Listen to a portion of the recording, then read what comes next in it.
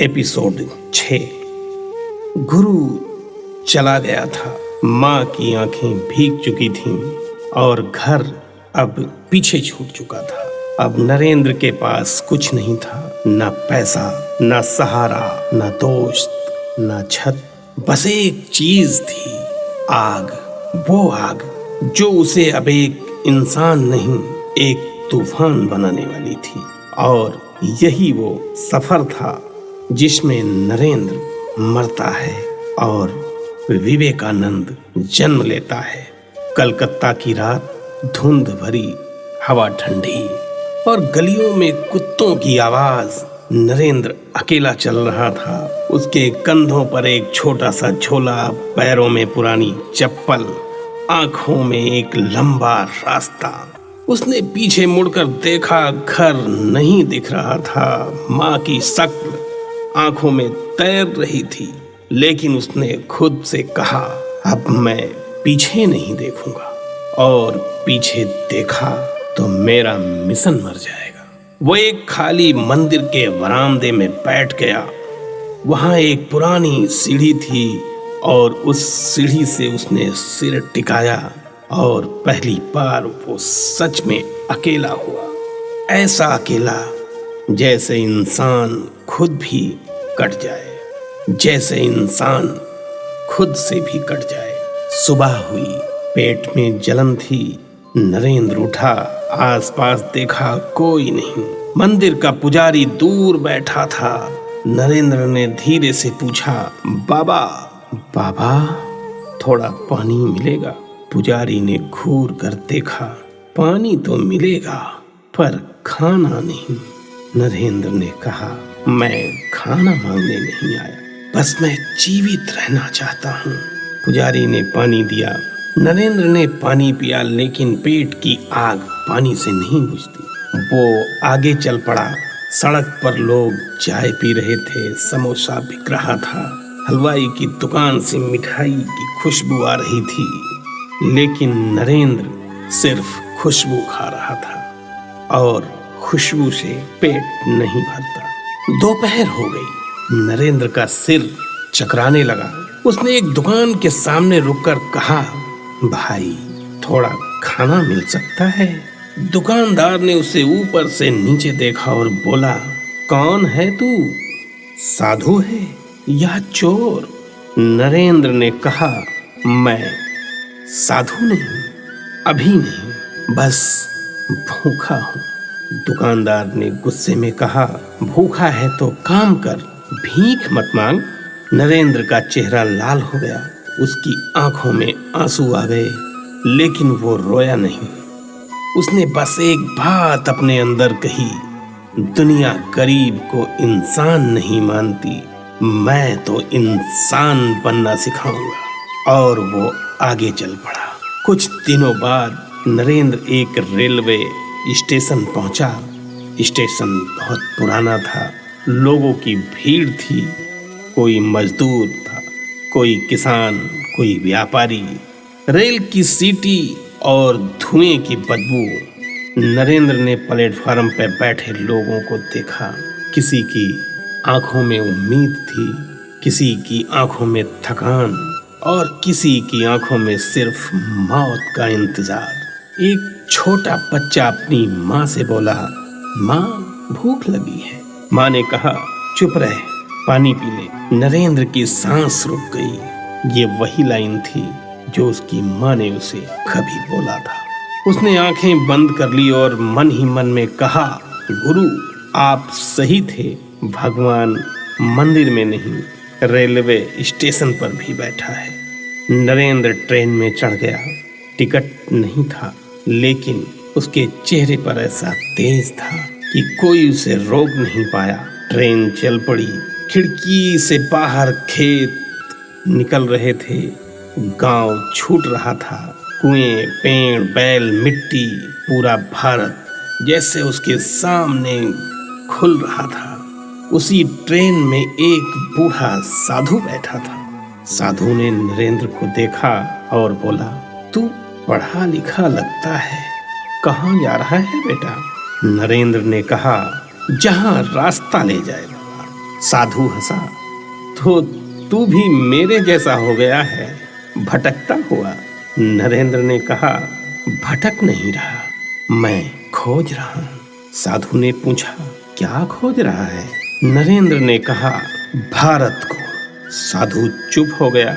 उसने फिर धीरे से कहा, तो तू सिर्फ साधु नहीं बनेगा, तू तो आग बनेगा। और साधु ने पहली बार कहा, तेरा नाम अब नरेंद्र नहीं, तू तो विवेकानंद बनेगा। नरेंद्र की आंखें भर आई। वो नाम उसके गुरु ने भी बोला था, और अब एक अनजान साधु भी उसी नाम से पुकार रहा था। जैसे किस्मत उसे उसी रास्ते पर धकेल रही हो। समय बीता। विवेकानंद अब भारत की गलियों में घूमने लगा। कभी बनारस, कभी इलाहाबाद, कभी राजस्थान, कभी जंगल, कभी पहाड़। वो भूखा रहा, वो ठंड में कांपा, वो कई बार बीमार पड़ा, लेकिन हर बार वो उठ खड़ा हुआ। एक रात वो हिमालय के पास था। ठंडी हवा हड्डियां तक काट रही थी, बर्फ गिर रही थी, और उसके पास कंबल नहीं था। वो एक पत्थर के पास बैठ गया। वो आसमान की तरफ देखा।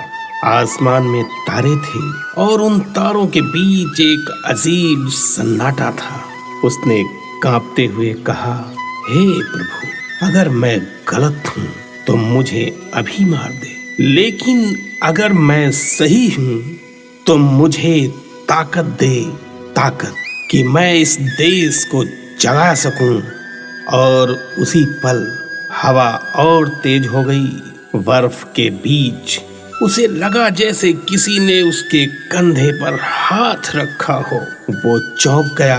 पीछे देखा, कोई नहीं, लेकिन भीतर से एक आवाज आई, उठो, जागो, और तब तक मत रुको जब तक लक्ष्य ना मिल जाए। विवेकानंद की आंखों में चमक आ गई। वो मुस्कुरा दिया, क्योंकि ये आवाज उसके गुरु की थी, और अब ये आवाज उसकी आत्मा बन चुकी थी। कुछ महीनों बाद विवेकानंद कन्याकुमारी पहुंचे। समुद्र का किनारा, चारों तरफ पानी ही पानी, लहरें तेज थी, हवा नम थी, और सूरज धीरे धीरे डूब रहा था। विवेकानंद समुद्र के किनारे बैठ गया। उसने लहरों को देखा, और अचानक उसके सामने भारत की तस्वीर घूम गई। गरीब बच्चे, भूखी माएं, काम करते मजदूर, अपमान झेलते लोग। उसने आंखें बंद की और मन ही मन बोला, भारत सो रहा है, और अगर भारत सोया रहा तो दुनिया हमें कुचल देगी। उसने समुद्र की तरफ देखा और खुद से कहा, मुझे दुनिया के सामने जाना होगा, मुझे बताना होगा, भारत गरीब नहीं, कमजोर नहीं, भारत सिर्फ भूखा है, और भूख को रोटी से नहीं, जागृति से मिटाया जाता है। उसने फैसला कर लिया, वो विदेश जाएगा, और वो दुनिया के सबसे बड़े मंच पर जाएगा, और भारत की आवाज बनेगा। अमेरिका जाना आसान नहीं था। पैसे नहीं थे, साथी नहीं थे। समाज ने कहा, अरे ये साधु विदेश जाएगा, ये पागल है। कुछ लोगों ने मदद की, कुछ ने मजाक उड़ाया, लेकिन विवेकानंद चुपचाप आगे बढ़ता गया। समुद्र का जहाज धीरे धीरे भारत छोड़ रहा था। विवेकानंद डेक पर खड़ा था, और भारत की मिट्टी पीछे छूट रही थी। उसकी आंखें नम हो रही थी। माँ, मैं जा रहा हूँ, लेकिन वापस तूफान बनकर लौटूंगा। 1893 शिकागो शहर, बड़ी बड़ी इमारतें, सड़क पर तेज गाड़ियां, लोगों के कपड़े चमकदार, और दुनिया के बड़े बड़े धर्मगुरु एक जगह इकट्ठा थे। World Parliament of Religions. Vivekananda वहां पहुंचे। उनके पास पैसे नहीं थे, उनके पास पहचान नहीं थी, लेकिन उनके पास वो आग थी जो किसी भी पहचान से बड़ी होती है। रजिस्ट्रेशन वाले ने कहा, आपके पास इनविटेशन लेटर है? विवेकानंद ने कहा, नहीं। वो हंस दिए। Then you cannot enter. Vivekananda बाहर निकल आए। वो सड़क पर बैठ गए। भीड़ गुजर रही थी, कोई उसे देख नहीं रहा था। उसी पल वो फिर से गरीब नरेंद्र बन गया, जिसे दुनिया धक्का देती। लेकिन इस बार वो टूट नहीं रहा था, वो बस इंतजार कर रहा था। उसी शाम एक महिला वहां से गुजर रही थी। उसने विवेकानंद को देखा। उसके कपड़े साधारण थे, लेकिन चेहरे पर तेज था। महिला ने पूछा, हु आर यू? विवेकानंद ने कहा, I am a monk from India. महिला ने पूछा, where are you sitting here? Vivekananda ने कहा, because the world does not recognise India. महिला चौंक गई। उसने कहा, कम विथ मी। विवेकानंद उसके साथ चला गया। महिला ने उसे रहने की जगह दी, खाना दिया और सबसे बड़ा तोहफा दिया, एक मौका। उसने आयोजकों से बात की और विवेकानंद का नाम लिस्ट में जुड़ गया। अगला दिन पूरा हॉल भरा हुआ था। हजारों लोग बैठे थे। दुनिया के बड़े बड़े धर्मगुरु मंच पर थे। अब विवेकानंद का नाम पुकारा गया। वो मंच की तरफ बढ़े। उनके कदम धीमे थे, लेकिन उनके भीतर मानो हिमालय चल रहा था। वो माइक के पास पहुंचे। हाल में शोर था। लोगों को उम्मीद नहीं थी कि वो कोई भारतीय साधु कुछ खास कह पाएगा। विवेकानंद ने एक सांस ली और बोले, मेरे अमेरिका के भाइयों और बहनों, बस इतना सुनते ही पूरा हॉल तालियों से गूंज उठा, क्योंकि वो शब्द सिर्फ भाषण नहीं था, वो शब्द दिल था, वो अपमान था, वो इंसानियत थी। विवेकानंद मुस्कुराए और आगे बोले, मैं उस देश से आया हूँ जहाँ धर्म का मतलब लड़ाई नहीं, धर्म का मतलब प्रेम है। मैं उस भारत से आया हूँ जिसे दुनिया को सहनशीलता सिखाई, जिसने दुनिया को ध्यान सिखाया, जिसने दुनिया को बताया कि हर इंसान में भगवान है। हॉल में सन्नाटा हो गया। लोग सांस रोककर सुन रहे थे। विवेकानंद की आवाज भारी हो गई, लेकिन आज मेरा भारत भूखा है, आज मेरा भारत अपमानित है, आज मेरा भारत सो रहा है और मैं यहाँ इसीलिए खड़ा हूँ ताकि दुनिया जाने भारत कमजोर नहीं, भारत बस जागने वाला है। तालियां फिर गूंज उठी। लोग खड़े हो गए। किसी की आंखों में आंसू थे, किसी के चेहरे पे हैरानी थी और किसी के चेहरे पे डर, क्योंकि पहली बार दुनिया ने भारत को एक शेर की तरह बोलते सुना था। विवेकानंद जी ने अंत में कहा, उठो, जागो और तब तक मत रुको जब तक लक्ष्य न मिल जाए।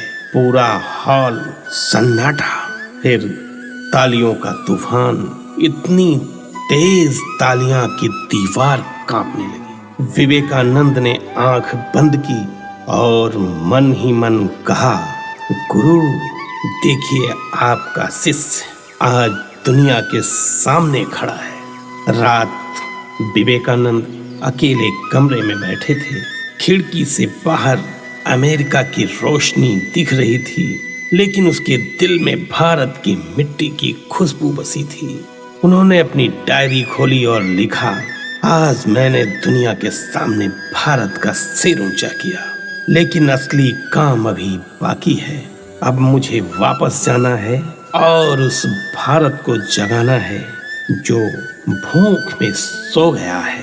उन्होंने कलम रखी और धीरे से मुस्कुराए, क्योंकि अब वो नरेंद्र नहीं था, अब वो विवेकानंद था। विवेकानंद ने आंखें बंद की और उन्होंने अपने गुरु की छवि देखी। रामकृष्ण मुस्कुरा रहे थे और कह रहे थे मैंने कहा था ना, तू आग है। विवेकानंद की आंखों से आंसू निकले, लेकिन वो आंसू दुख के नहीं थे, वो आंसू शांति के थे, वो आंसू खुशी के थे। और उस शांति में एक दहाड़ छुपी थी, दहाड़ जो भारत को जगाने वाली थी। तो ये था हमारी ऑडियो बुक की स्टोरी स्वामी विवेकानंद जी पे। आप लोगों को ये स्टोरी कैसी लगी, आप हमारे चैनल पर कमेंट्स करके ज़रूर बताएं और चैनल को सब्सक्राइब करना बिल्कुल भी ना भूलें, क्योंकि और ऐसे ही बहुत से कंटेंट आपके लिए बनाए जाते रहेंगे।